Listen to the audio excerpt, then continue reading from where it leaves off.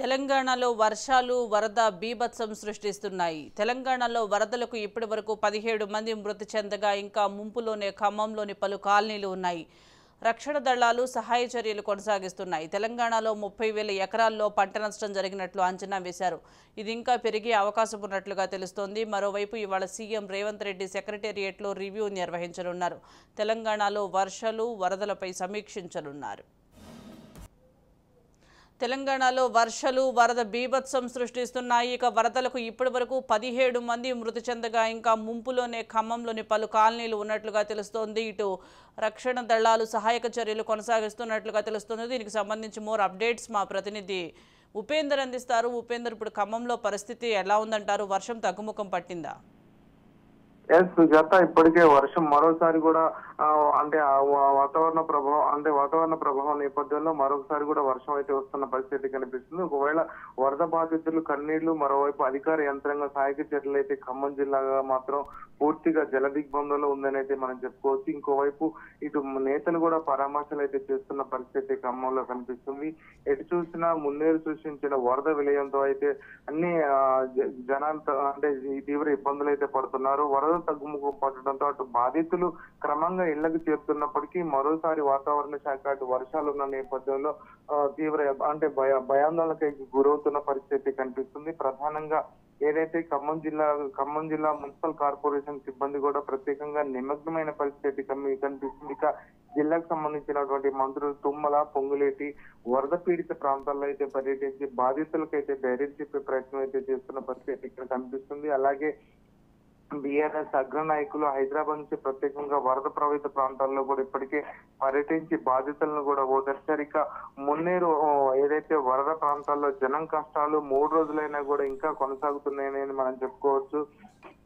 ఖమ్మం నగరంలోని మున్నేరు పొంగిపొర్లడంతో రామన్నపేట కాలనీ, అటు ధన్వాయిగూడెం, కన్నగిరి, రాజీవ్ గృహ కల్పతో పాటు అటు వెంకటేశ్వర కాలనీ, అదేవిధంగా బొక్కలగడ్డ, మంచికంటి నగర్ తో పాటు ఇటు గాంధీనగర్, ప్రకాష్ నగర్ లో తదితర ప్రాంతాల్లో భారీ వరద ప్రవేశించి ఇళ్లలో ముంచెత్తింది.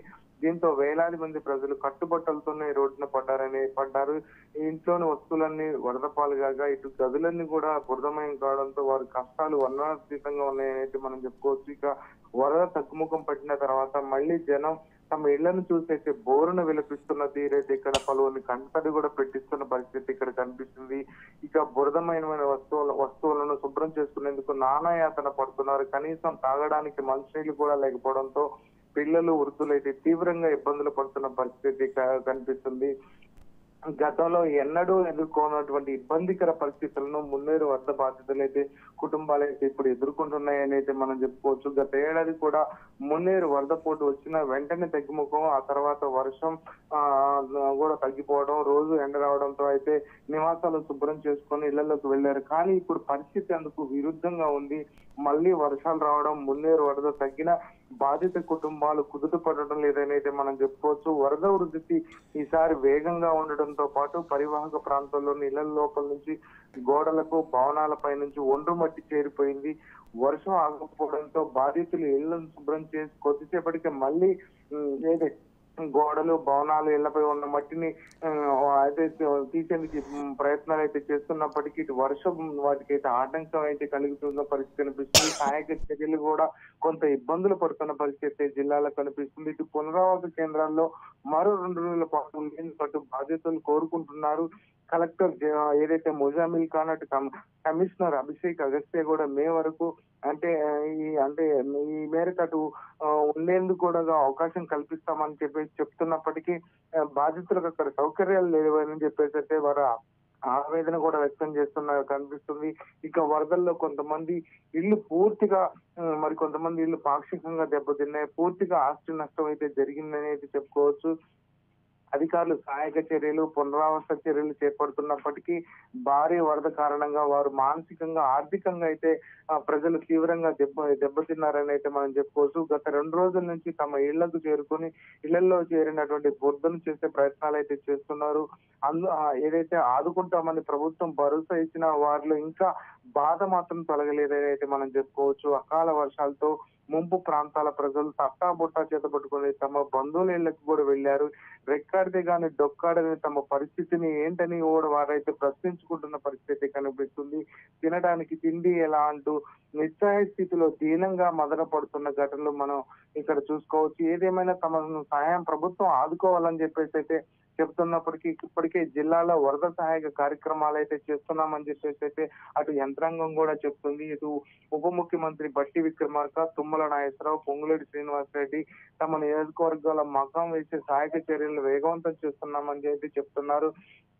బాధితులకు నిత్యావసరాలు, ఆహార పొట్లాలు పంపిణీలతో పాటు స్వచ్ఛంద సేవా సంస్థలు కూడా పూర్తిగా సహకారాన్ని అయితే అందిస్తున్నప్పటికీ అది తాత్కాలికమైన అయితే మనం చెప్పుకోవచ్చు. ఇటు గ్రామ పంచాయతీల నుంచి కూడా జిల్లాల వ్యాప్తంగా ట్యాంకర్లు, సిబ్బందిని కూడా పారిశుద్ధ్య కార్యక్రమాలు చేపట్టేందుకైతే రప్పిస్తున్న పరిస్థితి జిల్లాలో కనిపిస్తుంది. ఇక వ్యవసాయ ఆర్ఎండ్బి, అటు పిఆర్, వైద్య ఆరోగ్య శాఖ, ఆర్డబ్ల్యూఎస్, ఇటు ట్రాన్స్కో విభాగాలు కూడా జరిగిన నష్టం అంచనా వేస్తున్న పరిస్థితి ఇక్కడ జిల్లాలో కనిపిస్తుంది. ఇక విద్యుత్ పునరుద్ధరణ కోసం జిల్లా వ్యాప్తంగా ఉన్నటువంటి లైన్లను అయితే రప్పిస్తున్నారు.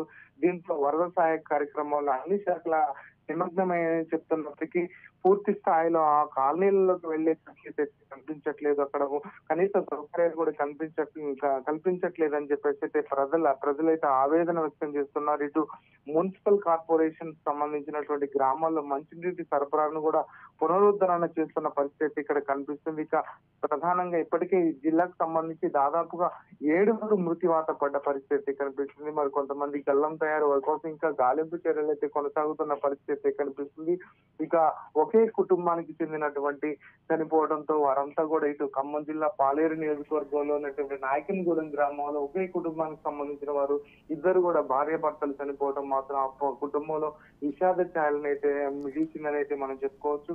ఇటుక వరదక సహాయక చర్యలకు సంబంధించి అటు ఇప్పటికే సీఎం రేవంత్ రెడ్డి పర్యటన తర్వాత అటు హైదరాబాద్ లో ప్రత్యేకంగా రివ్యూ కూడా కొనసాగుతుందని ఏదైతే చెప్తున్నారు. ఇప్పటికే రైతులకు సంబంధించి దాదాపుగా 68,000 ఎకరాల్లో పూర్తిగా పంట నష్టం పోయిందని చెప్పేసి అయితే అధికారులు ప్రాథమిక అంచనాకు వచ్చినప్పటికీ క్షేత్రస్థాయిలో దాని ఇంకా పరిమితి పెరిగే అవకాశం ఉంది. ప్రధానంగా ఇప్పటికే రహదారులన్నీ పూర్తిగా ధ్వంసమైన పరిస్థితి కనిపిస్తుంది. తాత్కాలిక మరమ్మతులతో మాత్రం ప్రస్తుతం రాకపోకలు కొనసాగుతున్నప్పటికీ అదే యుద్ధ ప్రాతిపదికన అయితే చర్యలు తీసుకుంటున్నామని అయితే చెప్తున్నారు. ఇప్పటికే పలు రైళ్లు ఖమ్మం జిల్లా నుంచి వెళ్లాల్సినటువంటి పలు రైళ్లు కూడా పూర్తిగా రద్దయిన పరిస్థితి కనిపిస్తుంది. కేసముద్రం వద్ద ఉన్నటువంటి రైల్వే ట్రాక్ పూర్తిగా కొట్టుకుపోవడంతో దాని యుద్ధ ప్రాతిపదికన అయితే ఇంకా అంటే మరమ్మతు చర్యలు అయితే కొనసాగుతున్న పరిస్థితి కనిపిస్తుంది. ఇక జిల్లా వ్యాప్తంగా అటు మజిర, పాలేరు, ఖమ్మం ప్రధానంగా ఈ 3 నియోజకవర్గాల్లో మాత్రం ప్రజలు మాత్రం భయం గుప్పిట్లో అయితే అంటే కొనసాగిస్తున్నారు. తమకు రాత్రి అయిందంటే ఎక్కడ పడుకోవాలనే పరిస్థితి కనిపిస్తుందని చెప్పేసి వారు ఆవేదన వ్యక్తం చేస్తున్నారు. ఇప్పటికే బంగాళాఖాతంలో ఏర్పడినటువంటి వాయుగుండం తీరం దాటి మరో అల్పపీడనం పొంచి ఉండడంతో పాటు ఉపరితల ద్రోణి ప్రభావం ఉండడంతో తెలంగాణలో మరోసారి భారీ వర్షాలు దంచుకొట్టే అవకాశం అయితే కనిపిస్తుంది. ఈ నెల 5వ తేదీన బంగాళాఖాతంలో అల్పపీడనం తుఫానుగా మారడంతో మరో 48 గంటలు మోస్తారు వర్షాలు కురుస్తాయని ఇప్పుడు వాతావరణ శాఖ చెప్పడంతో మాత్రం ఇటు జిల్లా ప్రజలు మాత్రం మరొకసారి వణికిపోతున్న పరిస్థితి ఇక్కడ కనిపిస్తుంది. Sujatha. Right, thank you Upender.